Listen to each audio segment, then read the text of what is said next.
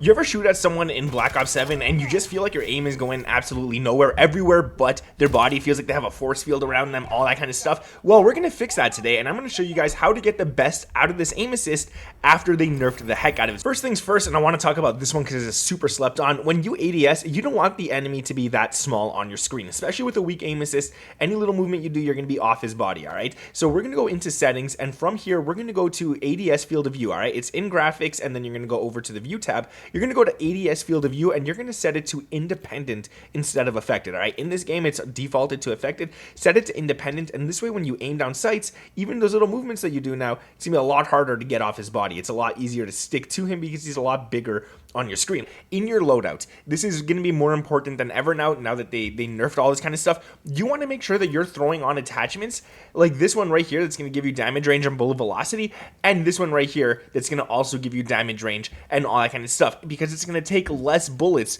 to drop the enemy. Now, it seems like it's a must, right? Well, it is, because the less bullets it takes, the less you have to worry about aiming at them, so that's really good. But then you also want to focus on some attachments that are going to give you some horizontal recoil control, because that's the one thing that is the hardest to control in this game right now. So if you could put something like I have right here, for example, this is going to give me 3 bars of horizontal recoil control. It's just good, all right? It's really, really nice, and it's something that you definitely want to use, and you can look at it right here. As long as you see a bunch of positives, you're good to go. So after that, I want to show you guys, we're going to go to the firing range, and we're going to talk about some settings to actually make this a lot easier for you. And quickly, before we get into the actual settings itself, do you guys like this aim assist nerf? I need to know what everyone thinks down in the comments. Is it a yay? Is it a nay? What do you guys think? I'm actually for it. I'm pretty good at this game, so I don't really mind that there's an aim assist nerf. I'm good without it. I don't really complain or anything, but let me know what you guys think down in the comments below. So in the settings, we're going to go over to controller, and we're also going to go over to interface and graphics, because there's a few things that we need to change. Now in graphics,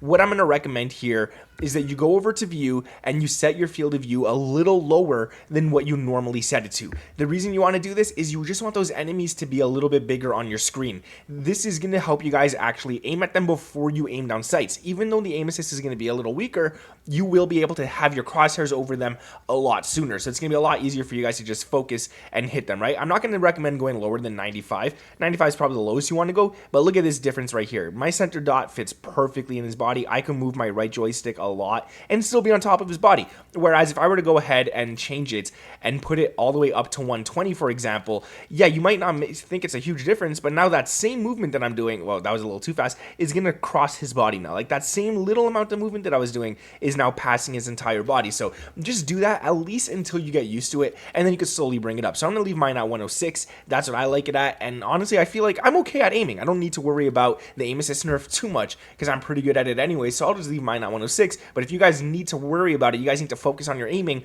definitely drop that a little bit lower. If you want to get the rarest camos like the Gold, Arclight, Tempest, or Singularity, but don't have the time to grind, MMO EXP has got you guys covered super cheap, and someone will grind it for you. And within less than a week, you guys will have every single thing unlocked. If you guys need all those headshots, anything you want, they got you, and they have 24/7 support as well, so you guys need any help, they got you with that as well. Use code IT'sNick, you guys will save 8% off. Trust me, it's awesome. Just click the link down in the description. After that, we're going to go to the interface, and in the interface, we're going to go over to the gameplay HUD, all right? From here, you're going to go all the way down to the crosshair dot. You're going to turn this on, and you're going to set it to the largest with the crosshair color at yellow. Now, in the firing range, it's set to white. I don't know why, but when I play an actual game, it's yellow. So I don't see why that is different in the firing range, but it is what it is. And then in here, what you're going to do afterwards is set it to yellow, put the brightness all the way up and the saturation all the way up, and yellow is just going to help you guys spot your crosshair over enemy bodies a lot easier and stuff too. Now, in controller settings, this is going to be a lot of stuff that's going to help you now.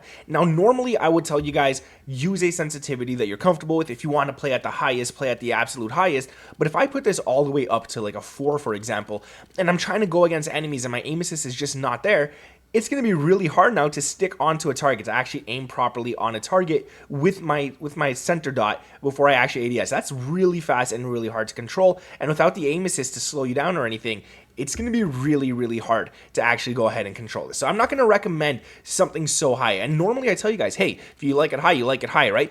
I'm going to recommend starting at like somewhere around 1.30 and going up from there. I'm comfortable at 1.65 even with this nerf and everything. So I'm going to leave mine at 1.65, but I'm going to recommend that you guys actually go ahead and change this out a bit. Now, horizontal and vertical, you can put your vertical slightly higher than your horizontal. It doesn't matter too much. I'm just going to leave it the same for the simplicity of it, I guess.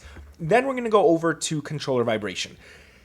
Turn it off. All right. Some people are going to tell you, oh, you can leave it on. Don't worry if your controller vibrates. Leave it on, man. It's fun. No, guys, dude, especially now because your right stick is more important than your left stick. It used to be where you can move your left stick and aim down sights and you would just stick to the target. But as you guys can see, I'm not sticking to the target at all now. It's barely happening. I'm sticking very little to that target. Now your right stick is going to be the one that you want to use. So when I'm moving my left, I'm also moving my right here, and it's actually staying on target a lot easier than if I'm just moving my left, as you guys can see here, right? So guys, make sure that your right stick is the one that you're using in gunfights. Now, rotational aim assist is nerfed a lot. So rotational aim assist used to be when you move left and right, it would stick to the target still. Now you got to keep that right stick in mind. So if you could drop shot, you'll be better off than if you're just moving left to right in gunfights and stuff. If you're drop shotting and controlling that right stick at the same time, you will stick to the enemies a lot easier. That's just a little tip I want to give you guys right there that I've noticed at least. So turn off controller vibration, because if your right stick needs all your focus, you don't want it vibrating whatsoever in game. All right, do not do that. Now, Deadzone inputs, I messed this up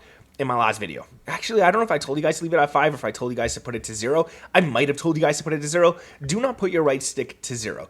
And this is something that you do not want to do, especially with the low aim assist in this game right now. If you put it to 0, any little micro movement you do, any little adjustment, just a little millimeter you move that right stick, it's going to fight against that little aim assist that you already have. So I'm going to recommend 5 being the minimum and 15 being the highest for the right stick minimum. I'm going to put mine at 5 just because I want to practice. I want to get a little bit better and stuff. I want it to be a little more complicated for me. I want it to be harder so that I could get better at the game.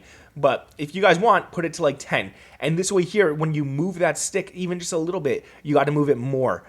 You have to move it 10% if it's all the way at 10 just to get it to activate in game. So if you make little adjustments, if you move right and left by mistake, it won't fight against the aim assist. So in my opinion, that's really good. But the right stick max, this is going to be 100. You do want this at 100 no matter what, all right? You want that full range of motion on your right stick.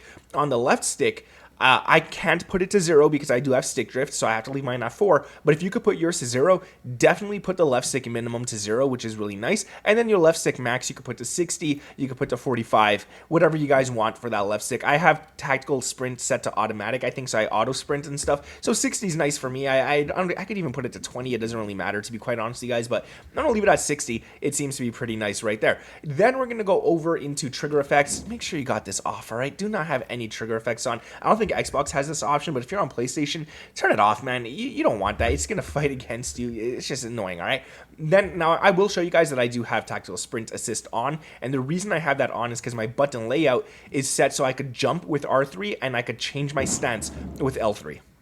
This, in my opinion, it's just nice. I like it. I like being able to not move my thumbs off my sticks. I don't have back paddles, so this just helps me out a lot. Now, in the aiming tab, this is going to be pretty important as well. Target aim assist, obviously have it on, even though it is weaker than usual, but aiming advanced settings, you're going to go into your ADS sensitivity transition timing, and you're going to set this to gradual. You do not want it to instant, you do not want it to after zoom, and I'll show you why. If you set it to instant, for example, I'm spinning now, right? And then the second I ADS, it already slows. It already goes a lot slower, but it's not too slow in this game. It's not too drastic, but still something that you want to keep in mind. If you put it to after zoom, well, then you might try to like ADS down sights at an enemy, and you might overshoot or whatever, because it's only going to slow down to your ADS sensitivity after you fully zoom in.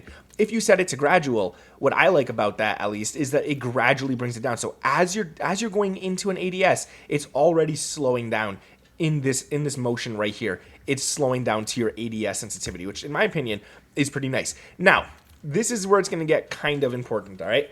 You want to put your aim response curve type to standard. Linear's nice, dynamic's nice, but standard, in my opinion, from what I've been testing so far, does have a very good aim assist. It does stick to the enemy. It does feel a little easier to actually do that on standard, in my opinion. And you're going to leave it to a 1.0. Custom sensitivity per zoom, you're going to lower this. If you could go down to 85, go ahead and do it. The slower this is, the better it is for long range gunfights. It's going to help you guys out tremendously. I'm going to keep mine at 0.95 because, like I said, I'm good without aim assist. I don't really care. There's a lot of people complaining, a lot of streamers complaining that the aim assist nerf is too strong.